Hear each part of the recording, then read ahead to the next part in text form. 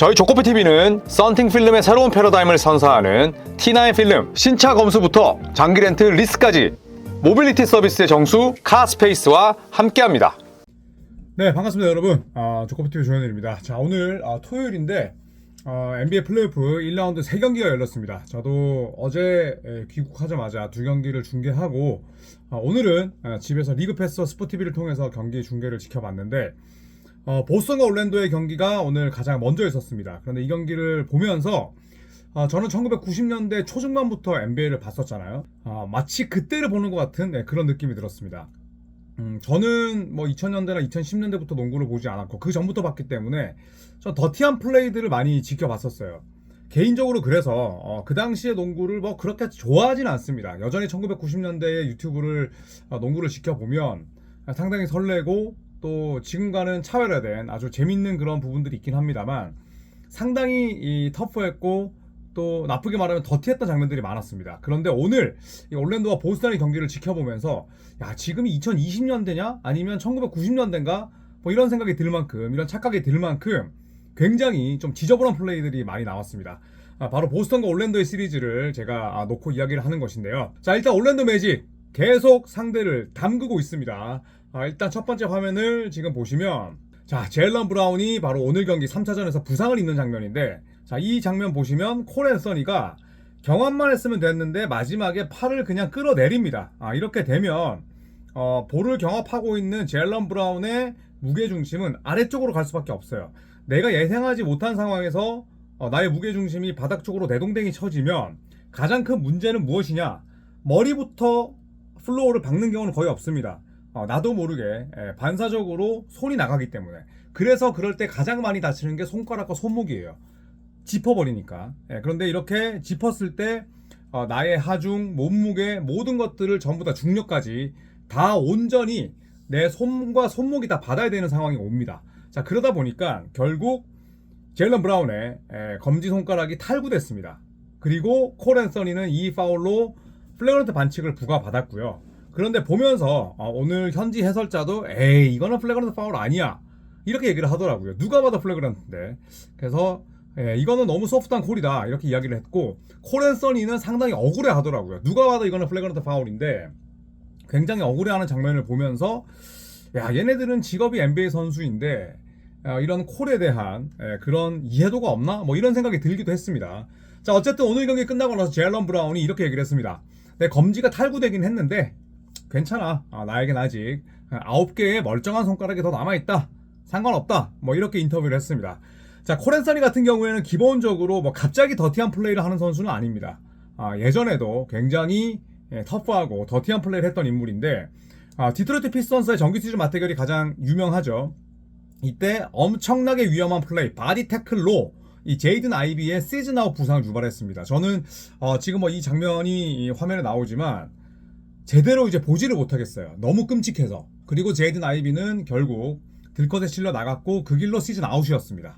그런데 이 두 번째 장면도 보시면 투마니 카마라에게 또 바디 태클이 들어가잖아요. 그러니까 이거는 뭐냐면 허슬은 좋아. 내 팀을 위해서, 내 공격권을 위해서 어떤 식으로도 몸을 날리는 건 오케이인데, 이런 플레이의 가장 큰 문제는 제가 또 이 선수 소환해서 죄송합니다만 야니스와 비슷해요. 다치면 네가 불행한 거고, 네가 불운한 거고, 안 다치면 오케이. 이런 굉장히 이기적인 마인드가 깔려 있습니다. 자, 물론 콜 앤서니의 아버지인 그렉 앤서니 같은 경우에는 1990년대에 뉴욕 닉스에서 뛰었죠. 물론 뭐 밴쿠버 그리즐리스에서 활약을 했고 2000년대 초반에는 포틀랜드에서 뛰기도 했었는데 콜 앤서니가 상당히 젊은 시절을 보냈던 뉴욕 닉스는 리그에서 디트로이트 피스톤스와 더불어서 가장 더러운 팀이었어요. 그렇기 때문에 뭐 아버지가 뛰었던 그런 환경에 영향을 받았을 수도 있지만 기본적으로 같은 직업을 가지고 있다면 동업자 의식이 있어야겠죠. 그래서 제가 이런 영상을 이때다 싶어서 모아온 게 아니라 이런 플레이는 지양해야 됩니다. 우리는 플레이오프를 즐기고자 정규 시즌에 아주 긴 터널을 지나고 지금 축제 분위기 속에서 경기를 봐야 되는데 이렇게 과열양상 뛰는 거는 원치 않습니다. 충분히 서로가 서로를 생각하면서 명승부 만들어낼 수 있단 말이죠. 그런데 콜 앤서니는 그런 생각이 너무 안중에 없어 보여서 정말 별로입니다. 자, 그리고 두 번째입니다. 제가 제목을 칼 말론의 재림으로 한번 달아봤었는데 이 영상 보시면 어때요, 여러분? 자, 고가 비타제 올랜도 매직과 보스턴의 플레이오프 1라운드 2차전이었는데 포르징기스 앞면에 팔꿈치 장렬시킵니다. 그리고 나서 고가 비타제가 너무 놀라서 미안하다 그리고 아주 놀라서 사과 제스처를 건넸지만 저는 의도가 깔려있다고 봐요. 누가 봐도 다분히 의도가 있었습니다. 그래서 이 행위로 인해서 포르징기스는 이마가 크게 찢어지는 부상을 입었고요. 라커룸 가서 5바늘을 꿰맨 채 복귀했습니다. 칼말론이 과거에 리바운드 잡거나 혹은 루즈볼 상황에서 팔꿈치를 이렇게 들고 휘두르죠. 그래서 예전에는 데이비드 로빈슨을 경기 도중에 기절시키기도 했고요. 그리고 아이지아 토마스, 디트로이트 피스톤스의 2연패를 이끌었었던 그 아이지아 토마스의 이마에 25바늘을 꿰매게 만드는 엄청난 그 팔꿈치를 휘두르기도 했습니다. 지금 이 장면도 굉장히 위험했어요. 만약에 이마가 아니라 눈 쪽이었다면 상당히 위험했겠죠. 기본적으로 지금 올랜도 매직은 상대가 다치면 어쩔 수 없고 뭐 안 다치면 다행이다 이런 마인드로 뛰고 있는데 저는 비타제 이런 플레이도 거의 80년대 90년대에 나와야 되는 그런 장면이 아닐까 생각을 합니다. 자, 그래서 포르징기스가 경기 끝나고 나서 본인의 이마 부상에 대해서 굉장히 쿨하게 이야기를 했습니다. 이마에 피가 나고 5바늘을 꿰맸다고 뛰지 못한다? 그럴 수 없다. 다른 부위가 멀쩡하니 당연히 뛰어야 된다. 굉장히 멋있는 인터뷰를 했었고요. 이 5바늘 꿰매고 왔을 때 이렇게 큰 밴드를 붙이고 왔고 본인은 좀 멋쩍은 듯 겸연쩍은 듯 웃으면서 들어왔는데 이게 또 TD 가든에서 엄청나게 팬들의 환호를 이끌어냈거든요. 그런 측면에서 또 팀 승리에 상당히 큰 힘을 보탰습니다. 물론 포르징기스의 플레이 자체가 상당히 좋지는 못했습니다만 내가 부상을 입고 코트를 다시 밟는 것만으로도 그 경기 장소가 홈이라면 새로운 그런 또 소음을 줄 수 있다는 거죠. 어쨌든 비타제 같은 경우에는 피바 무대에서도 이 선수가 고국을 위해서 엄청나게 노력을 했지만 싸우고 시비 걸고 하여튼 더러운 플레이 하는 선수예요. 그런데 올랜도 매직 유니폼을 입고 또 한 건 했습니다. 자, 그리고 새롭게 떠오르는 기수가 있습니다. 바로 올랜도 매직이 자랑하는 장신 가드 앤서니 블랙인데요. 자, 이 장면은 아마 여러분께서 많이 모시지 못했을 거예요. 저도 트위터 돌아다니다가 이제 이 장면을 모았는데 점프하려는 젤런 브라운을 어떻습니까? 뒤에서 밀어버리죠. 자, 이렇게 생각하실 수도 있습니다. 에이, 정점에 뜬 선수를 밀었던 숀 리빙스턴이나 혹은 조엘 엠비드나 뭐 아니면 미켈 브리지스 밀었던 르브론 제임스 같은 플레이는 아니잖아. 이렇게 하실 수도 있지만 점프를 뛰려고 할 때 미는 것도 마찬가지로 위험합니다. 왜냐하면 몸의 작용이 완전 반대로 가는 거기 때문에. 그런데 결과는 일반 반칙이었어요. 뭐 플래그런트나 테크니컬 파울 아니었고요. 하마터면 크게 다칠 뻔한 상황이죠. 내가 점프를 뛰었거나 혹은 점프를 하려고 했을 때 그걸 밀어버린다? 퇴장시켜야 됩니다. 그런데 NBA 사무국은 글쎄요, 뭐 최근 들어서 2020년대 들어서 특히나 NBA가 소프트하고 그 다음에 또 예전에 터프함을 잃어버렸다 이런 평가를 받아서인지 그래서 위에서 지령이 내려왔는지 계속해서 더티하고 터프한 파울을 장려하고 그 다음에 소프트한 장면이 나오지 않도록 무언가 사무국이 심판들에게 지령을 내린 것처럼 좀 이해할 수 없는 그런 판정들이 나오고 있습니다. 이런 장면들 계속 나오잖아요. 누구 한 명 실려갑니다. 지금 앤서니 블랙이 상대가 누구든 간에 만났을 때 굉장히 시비를 털면서 플레이를 하는데 자, 이런 플레이는 분명히 심판이 잡아줄 필요가 있다는 거죠. 자, 그리고 네 번째입니다. KCP 빌런이 되기로 작정을 한 것 같아요. 저는 KCP를 개인적으로 좋아합니다. 굉장히 매너도 좋았고 그리고 본인이 또 예전에 하드 파울을 당한 적도 있잖아요. 바비 포르티스에게. 그랬을 때 KCP가 보여줬던 그런 매너가 상당히 훌륭했었는데 칼드웰 포프가 1차전에서 제이슨 테이텀에게 상당히 하드한 파울을 합니다. 그러면서 이 장면 보시면 테이텀은 오른쪽 손목 부상을 입죠. 제가 어제도 이 장면을 분석을 했었는데 결국에는 오른쪽 손목으로 모든 하중을 다 견디려다 보니까 오른쪽 손목뼈에 부상을 입었습니다. 자, 그 탓에 2차전 결장을 했고요. 그런데 이런 장면은 올랜도의 지나치게 하드한 파울 가운데 일부일 뿐입니다. 굉장히 지금 기본적으로 거칠어요. 근데 이러한 추세가 계속된다면 누군가는 크게 다칠 수밖에 없다는 거죠. KCP의 인터뷰는 제가 이 뒤에 말씀을 드리겠습니다만 브라운이 오늘 경기 끝나고 나서 그래서 이런 이야기를 했습니다. 계속 이렇게 되면 싸움이 벌어질 수도 있다. 그리고 어느 순간부터 지금 너무 터프하고 더티하니까 농구가 아닌 것처럼 느껴지기 시작했다. 심판들이 지금 환경을 통제하지 않고 있기 때문이다. 심판은 우리가 싸우길 원하는 것 같다. 근데 그렇다면 그렇게 할 수밖에 없다. 이렇게 인터뷰를 했어요. 심판 판정에 대해서 불만이 있는 거죠. 상대 선수를 뭐 비판하고 비난할 수도 있지만 어쨌든 이거는 위에서 통제를 해줘야 된다는 이야기잖아요. 사무국, 심판이 이런 상황이 나오지 않도록 더 노력을 해야 되는데 이걸 방관하다 보니까 상대도 거칠게 나오고 이렇게 되면 우리도 그렇게 싸울 수밖에 없다 라고 지금 인터뷰를 한 겁니다. 자, 그런데 올랜도 선수들은 뭐 상관없다 라는 그런 스탠스를 보여주고 있습니다. 이 알 호포드, 보스턴의 큰 형님이잖아요. 1986년생이고 굉장히 또 인성이 좋은 선수인데 KCP를 향해서 선을 넘는 반칙이 많다 이렇게 지적을 하니까 KCP가 곧바로 발끈합니다. 내가 호포드의 인터뷰를 듣지 못했지만 뭐 다른 사람들의 말에 신경 쓰지 않는다. 지금 플레이오프 아니야? 하드 파울은 하드 파울일 뿐이고 나는 앞으로도 계속 이렇게 뛸 거야. 이렇게 인터뷰를 했고요. 내가 수비수로서 공이 그물 안에 들어가는 것을 막기 위해 존재하는 거다.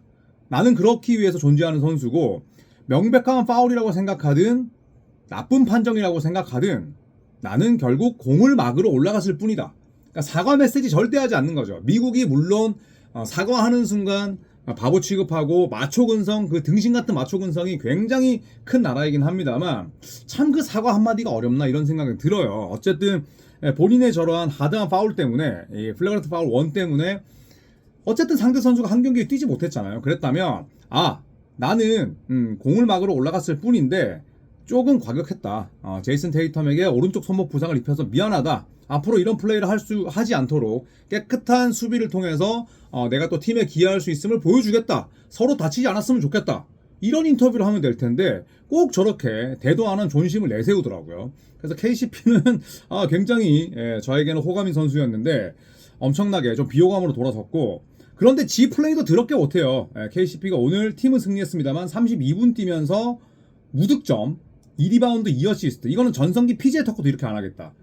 그리고 앞선 두 경기에서도 KCP는 진짜 너무너무 못했습니다. 1차전 그러니까 테이텀 담궜을 때 6득점 그리고 3점 2개 2차전 3득점 3점 6개 던져서 제로 그리고 오늘 3차전 무득점 그러니까 3경기 평균 3득점에 야투 17.6% 그리고 3점 16.7%인데 이런 선수를 계속 쓰는 것도 참 아이러니하긴 하죠. 근데 더티 플레이어들의 공통점이 있는 것 같아요. 물론 KCP를 더티 플레이어 범주에 놓긴 그렇긴 합니다만 제가 말씀드렸듯이 내가 더티하게 플레이를 해서 상대에게 위해를 가하거나 팀이 승리를 따내면 굉장히 본인이 영웅이 되는 줄 알아요. 그런데 이거는 본인의 착각이 아니라 팀에서도 그렇게 생각을 합니다. 왜냐하면 이거는 플레이오프 무대이기 때문에 정규 시즌보다는 훨씬 더 터프해야 되고 그 다음에 절대 내가 상대 선수에게 등을 내보이거나 혹은 고개를 숙여서 사과 메시지를 건네지 않고 이런 것들이 엄청난 미덕이라고 생각을 해요. 이거는 뭐 NBA라는 종목의 특성이기도 하지만 미국이라는 나라의 특징이기도 합니다. 지나친 마초 근성이 있기 때문에. 자, 루돌트 이야기를 하면서 마무리할까 하는데 루돌트가 모란트 부상에 대해서 인터뷰를 했습니다. 자, 모란트가 괜찮기를 바란다. 나는 허슬 플레이를 펼치던 와중이었다. 빨리 뛰던 도중에 상대 패스에게 당했고 이거 스카리 피펜 주니어가 패스한 거잖아요. 나는 그 이후에 바닥에서 미끄러졌다. 공을 건드리려고 할 때 모란트와 서로 충돌했고 이후에 모란트가 플로어 위로 떨어졌다.